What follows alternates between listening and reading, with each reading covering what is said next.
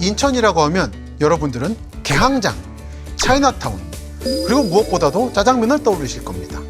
하지만 부평이라는 도시는 이런 기존의 인천 인식과는 전혀 다른 부평이라고 하는 독자적인 아이덴티티를 가져온 곳이었습니다.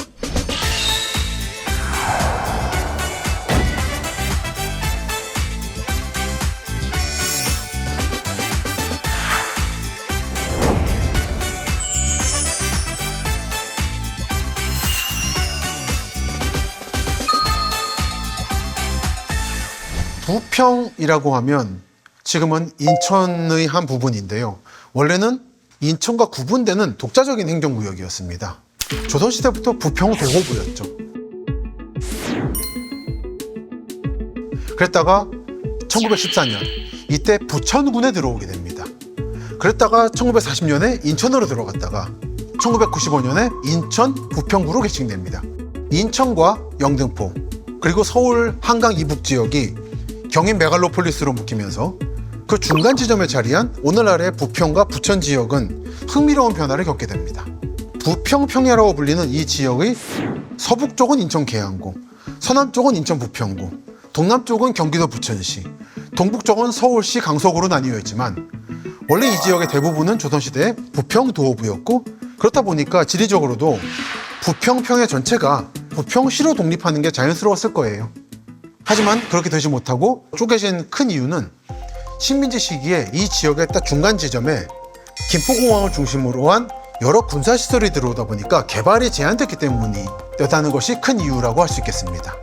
또 하나는 19세기 말부터 인천 원도심에서부터 세력을 키워온 일본인 세력이 20세기 전기에 동쪽으로 점점 세력을 확장하는 형태로 부평을 흡수했다는 것도 또 하나의 이유로 들 수 있겠죠. 인천시 부평구 한복판에 자리하고 있는 부평역은 1899년 9월 인천 제물포와 서울 노량진을 잇는 경인선 개통과 함께 영업을 시작했습니다. 부평역 일대의 시가지는 1969년 부평 국가산업단지가 들어서고 교통이 발달하면서 인천과 서울을 잇는 주요 관문으로서 교통의 중심지 역할을 해왔습니다.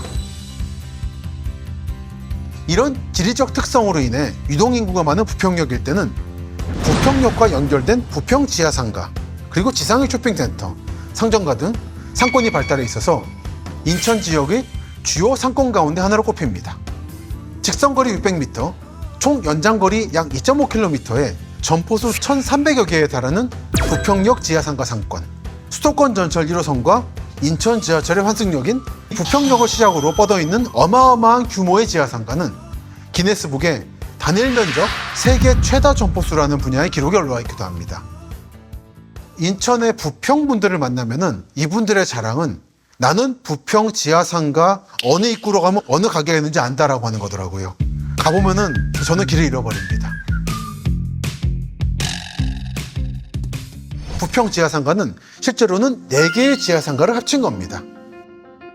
민자역사, 대하, 부평중앙, 신부평로 지하상가 이렇게 구역이 나뉘어져 있는 이유는 부평 지하상가가 조성된 역사 때문입니다. 부평 지하상가가 있는 지하도는 원래 1978년에 국가보안상 대피시설, 즉 방공호로 지어진 거였습니다.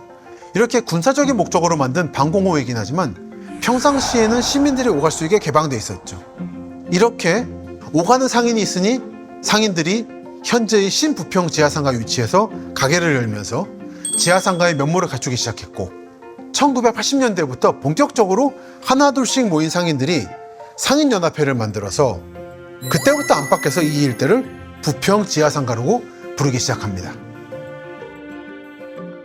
한편 군사적 공업적으로 경인 메갈로폴리스의 요충지였던 부평이 공업지대가 된 것은 1930년대에 일제가 만주 침략을 하기 위해 군수물자를 만들려고 이 지역에 공업단지를 조성했기 때문입니다. 그러다 보니까 부평 지역에는 상곡동 영장주택, 삼릉 즉 미쯔비시 줄사택처럼 식민지 시기에 형성된 사택지역도 곳곳에 존재합니다.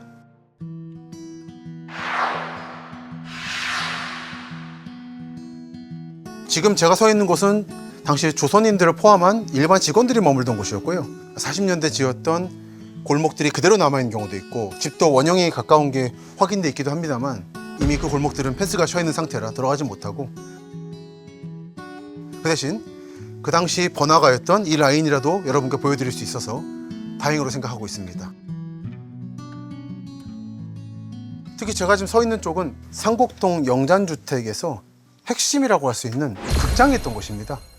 백마극장이라고 했고 극장이 폐업한 뒤로는 백마 왕대박 할인마트라는 이름으로 영업을 했습니다만 이렇게 극장이 있고 이 라인 따라가면은 약국이 있고요. 가정집인데 1층을 약국으로 썼던 거죠. 약이라고 양쪽으로 써 있습니다. 넘어가면 여기는 만물상입니다. 문자 그대로 각종 잡화를 판매하는 만물상.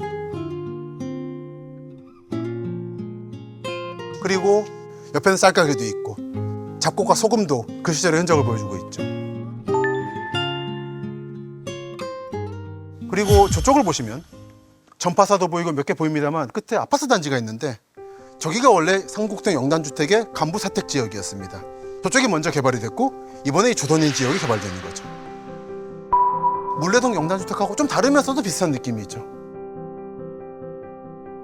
그러다가 해방이 되고 6.25 전쟁이 터진 뒤에 이 일본군의 군수시설이었던 조병창 지역, 즉 삼릉과 신촌에는 미군이 들어오게 되면서 미 군수지원사령부가 들어서게 됩니다. 이 미 군수지원사령부를 에스컴이라 부르는데 워낙에 규모가 어마어마해서 도시 같다 그래서 이 일대를 에스컴 시티라고 부르게 됩니다.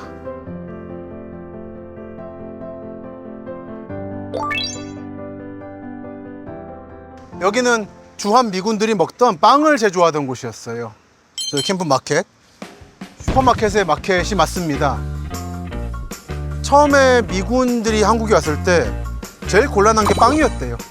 당시 한국인들은 빵을 즐겨 먹지 않았기 때문에 미군의 입맛에 맞는 빵을 못 만들었답니다. 그래서 빵을 자체 조달했죠.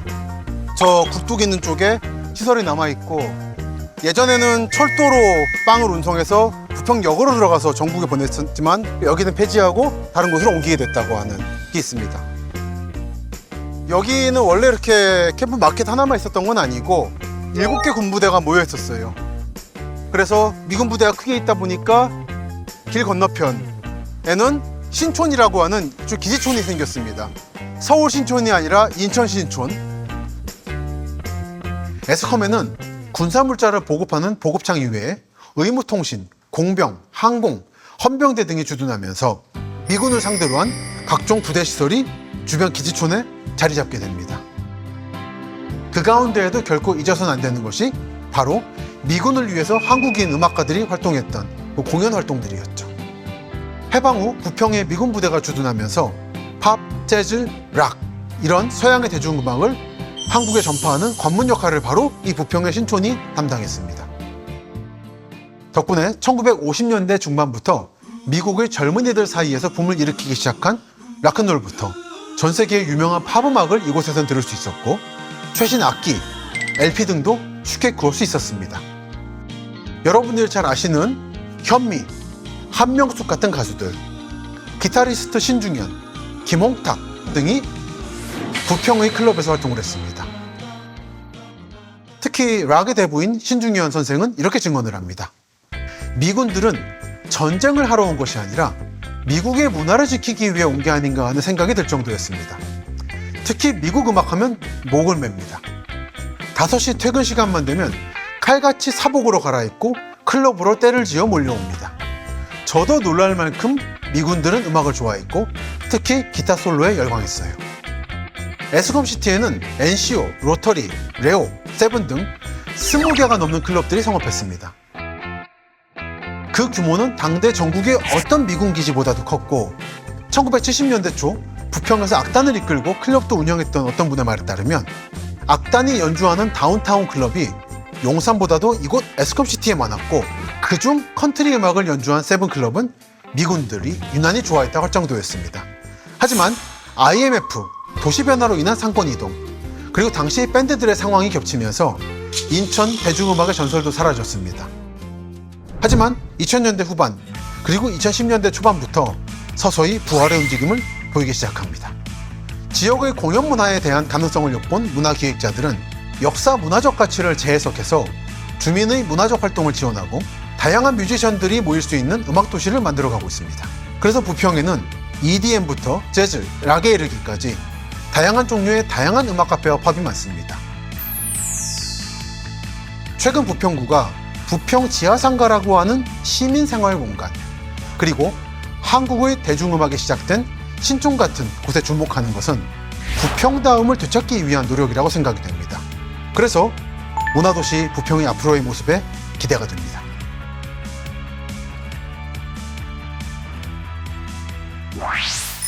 수원, 영등포, 부천, 부평, 의정부 이 5개의 도시는 문화 1호선이라고 해서 새로운 문화를 만들어가고 있습니다. 철도를 중심으로 만들어진 도시가 철도라는 것을 문화 아이템으로 해석함으로써 재탄생할 수 있느냐 하는 시금석인 거죠. 이 5개 도시가 성공한다면 한국 전체에 이런 도시가 참 많습니다. 이런 도시들에게도 좋은 사례가 될 겁니다.